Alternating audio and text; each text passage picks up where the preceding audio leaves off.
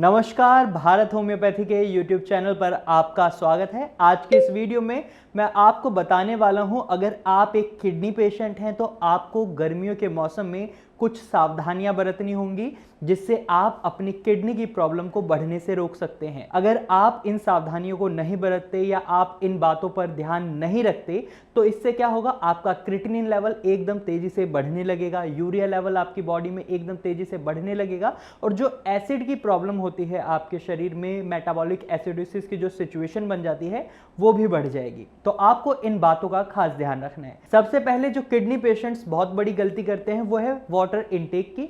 वो ये बात भूल जाते हैं कि सर्दियों के मौसम में जो पानी वो पी रहे हैं और गर्मियों के मौसम में जो पानी पी रहे हैं उनकी बॉडी की रिक्वायरमेंट चेंज हो चुकी है। अब आप इसको इस तरीके से समझिए, जब आप सर्दियों में नहाते हैं तो आप ठंडे पानी से नहाते हैं, लेकिन जब गर्मियों का मौसम आता है आपकी बॉडी को गर्म पानी अच्छा नहीं लगता। आप क्या करते हैं, आप ठंडे पानी से, नॉर्मल पानी से नहाने लगते हैं। उसी तरीके से जब आप पानी पीते हैं तो आपके शरीर की रिक्वायरमेंट भी बढ़ जाती है पानी की। जब आप सर्दियों में, डॉक्टर्स ने आपको बोला 1 से 1.5 लीटर पानी पीना है और आप गर्मियों में भी उसी पानी के डाइट चार्ट को फॉलो कर रहे हैं, आप 1 से 1.5 लीटर पानी पी रहे हैं, लेकिन आप एक बात को भूल जाते हैं कि गर्मियों में आपकी स्वेटिंग की प्रॉब्लम इंक्रीज हो जाती है, गर्मियों में आपको पसीना बहुत आता है और उसमें आपका पानी धीरे धीरे बॉडी से बाहर निकलने लग जाता है और इससे क्या होता है, आपके शरीर में पानी की कमी बन जाती है। तो ऐसे में आपको एक बात का खास ध्यान रखना है कि आप अपने पानी के इंटेक को थोड़ा बढ़ा दें। आपको डिहाइड्रेशन से बचना है। अगर आपका गला आपको सूखा सूखा लगता है, आपके होंठ आपको सूखे सूखे लगते हैं तो आप पानी जरूर पिएं। पानी पीने में आपको एक बात का खास ध्यान रखना है कि आप एकदम 2 लीटर पानी ना पिएं या 1.5 लीटर पानी ना पिएं। आपको क्या करना है, आप दिन में जब भी आपको प्यास लगे आप 50 से 100 ml पानी लें और उसे पिएं और 5 से 10 मिनट का बीच में गैप लें और उसके बाद अगर आपको दोबारा प्यास लगती है तो आप पानी पिएं। ये 5 से 10 मिनट का जो गैप है इसमें आपका पानी आपके ब्लैडर तक पहुंच जाएगा, एसिमुलेट हो जाएगा आपकी बॉडी में। तो ऐसा करेंगे तो आपका ना तो क्रिएटिनिन लेवल बढ़ेगा और जब आपकी किडनी यूरिन सही से फॉर्म कर पाएगी, जब आप पानी अच्छे अमाउंट में पिएंगे तो इससे आपके शरीर में ना तो क्रिएटिनिन स्टोर होगा ना ही यूरिया स्टोर होगा। तो आप पानी की लिमिट पर खास ध्यान दें। वहीं जो पानी का खास ध्यान देने का एक पर्पस ये भी है कि अगर आप बहुत ज़्यादा बात करते हैं तो आपने देखा होगा कि जब हम किसी से बहुत ज़्यादा बात करते हैं तो हमें प्यास लगने लग जाती है, क्योंकि जब हम बोलते हैं तो हमारे बोलने के साथ साथ हमारे मुंह से हमारे शरीर का पानी भी बाहर निकलता है।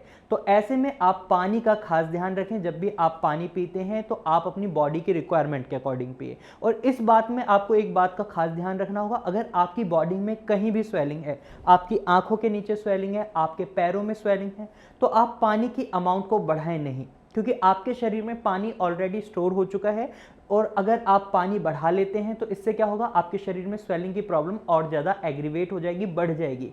तो आपको इस बात का भी खास ध्यान रखना है। दूसरी चीज़ जो आपको ध्यान रखनी है वो है फ्रूट्स को लेकर। गर्मियों के मौसम में फ्रूट्स की वैरायटी बढ़ जाती है, आम मार्केट में आने लग जाते हैं, तरबूज आ जाता है, खरबूजा आ जाता है। तो ऐसे में आप देखेंगे पेशेंट्स का मन भी उन्हीं फलों को खाने को करता है जो सीजनल फ्रूट्स होते हैं। तो ऐसे में अगर आप आम खाने की सोच रहे हैं तो आप अपने आम के आइडिया को यहीं ड्रॉप कर दें, क्योंकि आम के अंदर एसिड होता है। अब आपके दिमाग में आया होगा एसिड होता है, हम तो बचपन से आम खा रहे हैं या हमारे जो बच्चे हैं वो आम खा रहे हैं, उन्हें तो कोई प्रॉब्लम नहीं होती। नहीं, आम के अंदर एसिड होता है सिट्रिक एसिड, एब्सकॉर्बिक एसिड और टार्ट्रिक एसिड। यानी कि जो आम के अंदर जो खट्टापन है, जो आम की तासीर है खट्टी, उसमें ये सिट्रिक एसिड पाया जाता है। जो आम की तासीर है खट्टी वो किस वजह से है, क्योंकि उसके अंदर सिट्रिक एसिड पाया जाता है। और जब आप किडनी पेशेंट होते हैं तो आपकी किडनी का काम होता है आपके ब्लड से क्रिएटिनिन, यूरिया और एसिड को भी बाहर निकालना। जो आपके ब्लड में एसिड की अमाउंट होती है उसको भी आपकी किडनी फिल्टर आउट कर रही होती है। लेकिन जब आपकी किडनी में दिक्कत आ जाती है, कोई परेशानी आ जाती है, तो वो अपना काम सही से नहीं कर पाती और आपके ब्लड में एसिड का लेवल भी बढ़ने लग जाता है। और इस सिचुएशन में अगर आप आम खाते हैं या कोई भी खट्टा फल खाते हैं तो उससे क्या होता है कि आपके शरीर में एसिड की अमाउंट बढ़ जाती है, आपकी किडनी का डैमेज और ज़्यादा बढ़ जाता है, जिसे हमें कम करना है। और वहीं किडनी पेशेंट्स में एक सबसे ज़्यादा कॉमन चीज़ देखी जाती है उनकी दवाइयों में, अगर वो एलोपैथिक मेडिसिन ले रहे हैं, आयुर्वेदिक ले रहे हैं, होम्योपैथिक मेडिसिन ले रहे हैं, एक चीज़ सभी किडनी पेशेंट्स में कॉमन होती है कि उन्हें मेडिसिन दी जाती हैं सोडियम बाइकार्बोनेट की टैबलेट्स। और ये सोडियम बाइकार्बोनेट की टैबलेट्स बनाई जाती हैं बेकिंग सोडा की हेल्प से। ये क्या काम करती हैं, आपके शरीर में एसिड के लेवल को नॉर्मल करने की कोशिश करती हैं। अगर आपके शरीर में एसिड लेवल बढ़ रहा है तो उसे ये वहीं न्यूट्रलाइज करने की कोशिश करती हैं। लेकिन जब आप खट्टे फल खाने लगते हैं या अपनी डाइट में कुछ भी खट्टा इंक्लूड कर लेते हैं तो उससे क्या होता है कि आपकी जो मेडिसिन हैं वो आपके शरीर में जो एसिड स्टोर है उस पर काम नहीं कर पाती, क्योंकि जब आप ऑलरेडी एक्स्ट्रा एसिड यानी सिट्रिक एसिड को अपनी बॉडी में डाल रहे हैं तो आपकी जो मेडिसिन है उनको न्यूट्रलाइज करने में लग जाती है और आपकी बॉडी में एसिड का लेवल बरकरार रहता है बढ़ा हुआ। तो ऐसे में आपको कोशिश करनी है कि आप खट्टे फल ना खाएं। अब आप खाएं क्या, तो आप तरबूज खा सकते हैं। तरबूज में आपको बस एक बात का ध्यान रखना है कि तरबूज में पानी की क्वांटिटी बहुत ज़्यादा होती है। अगर आप तरबूज बहुत ज़्यादा एक्सेसिव अमाउंट में खाएंगे तो इससे आपको स्वेलिंग की प्रॉब्लम को फेस करना पड़ सकता है। तो ऐसे में आप जिन भी फलों में पानी की अमाउंट ज़्यादा होती है उन्हें टेस्ट कर सकते हैं, मतलब कि आप 1 या 2 बाइट खा सकते हैं, इससे ज़्यादा नहीं। वहीं आप खरबूज खा सकते हैं, पपीता खा सकते हैं, आप सेब खा सकते हैं। एक छोटे से बाउल में लेकर आप दिन में एक बार इन सभी फलों को खा सकते हैं। इससे ना तो आपके शरीर में यूरिया बढ़ेगा, ना ही क्रेटिनिन बढ़ेगा और ना ही आपके शरीर में मेटाबॉलिक एसिडोसिस की सिचुएशन बनेगी। तो आप इन बातों का ध्यान रखें। वहीं तीसरी बात जो आपको खास तौर पर ध्यान रखनी है गर्मियों के मौसम में, वो है कि आप अपने ब्लड प्रेशर का ध्यान रखें।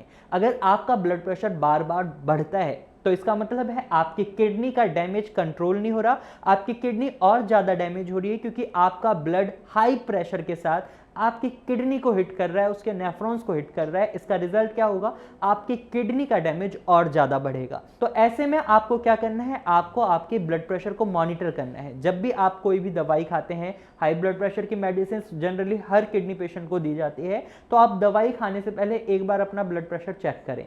अगर आपका ब्लड प्रेशर बढ़ा हुआ आता है तो इसका मतलब है कि आपकी दवाई का असर पहले ही खत्म हो चुका है जो आपने लास्ट डोज ली थी।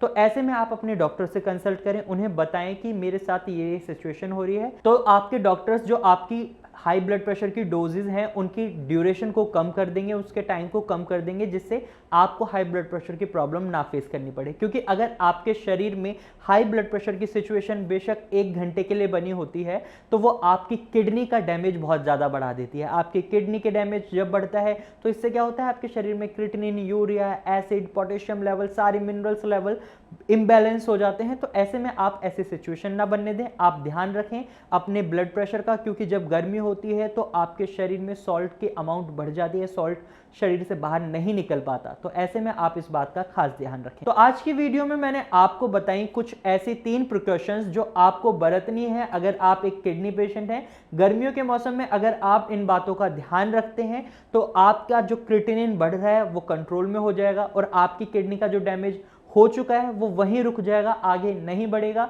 तो ऐसे में आप इन तीनों प्रिकॉशंस को फॉलो करें। अगर इसके बाद भी आपके मन में कोई सवाल है तो आप कमेंट के थ्रू अपना सवाल हमसे पूछ सकते हैं, या फिर आप हमें कोई सजेशन देना चाहते हैं तो वो भी आप कमेंट के थ्रू हमें दे सकते हैं। और साथ ही अगर आपको हमारी वीडियो अच्छी लगी है तो आप इस वीडियो को लाइक करें। अगर ये जानकारी आपको यूजफुल लगी है तो आप इसे अपने दोस्तों और रिश्तेदारों को जरूर शेयर करें। साथ ही अगर आपका कोई नोन किडनी से रिलेटेड किसी भी प्रॉब्लम को फेस कर रहा है तो आप उन्हें ये वीडियो जरूर शेयर करें। और अगर आप ऐसे ही इंफॉर्मेटिव वीडियोस और देखना चाहते हैं तो आप हमारे चैनल को अभी सब्सक्राइब करें। Thank you for watching.